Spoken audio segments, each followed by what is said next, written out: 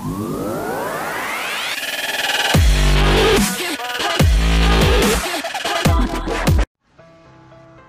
నారాయణమూర్తి గొప్ప మానవతావాది. చేసినవి కొన్ని సినిమాలే అయినా తాను నమ్ముకున్న సిద్ధాంతాలను ఎక్కడా రాజీ పడకుండా సినిమాలు చేసుకుంటూ పోయారు. నారాయణమూర్తిలోని నటుడిని గుర్తించి వెండితెరకు పరిచయం చేసింది దాసరి నారాయణరావు గారు. అందుకే దాసరి గారంటే నారాయణమూర్తికి ఎంతో గౌరవం.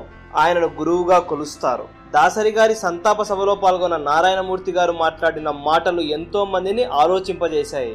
అవార్డులు ప్రదానం చేయడంలో వివక్ష చాలా ఉందని, అవి రావాలంటే లాబియింగ్లు లేకపోతే సిఫార్సులు చేసి అడుక్కోవాల్సిన పరిస్థితి ఏర్పడిందని చెప్పారు. దక్షిణాది నటులపైన విపరీతమైన వివక్ష ఉందని, అది మంచిది కాదని నటీనటులందరినీ సమానంగా చూడాలని కోరారు.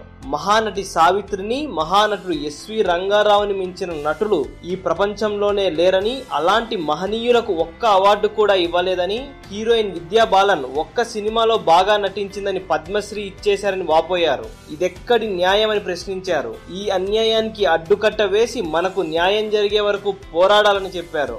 సినీ పరిశ్రమకు ఎంతో సేవ చేసిన దాసరి నారాయణరావు గారికి దాదా సాహెబ్ ఫాల్కే అవార్డు వచ్చేలా సినీ పెద్దలు కృషి చేయాలని, అందుకు మేమందరం మీ వెంట నడుస్తామని చెప్పారు. నారాయణమూర్తి గారు సంతాప సభలో మాట్లాడుతున్నంతసేపు సభా ప్రాంగణం మొత్తం చప్పట్లు ఈలలతో దద్దరిల్లిపోయింది. ఈ వీడియో కనుక మీకు నచ్చినట్లయితే లైక్ చేయండి, కుదిరితే షేర్ చేయండి. ఛానల్ని సబ్స్క్రైబ్ చేయడం మాత్రం మర్చిపోకండి. మరిన్ని ఇంట్రెస్టింగ్ అప్డేట్స్తో మీ ముందుకు వస్తాము.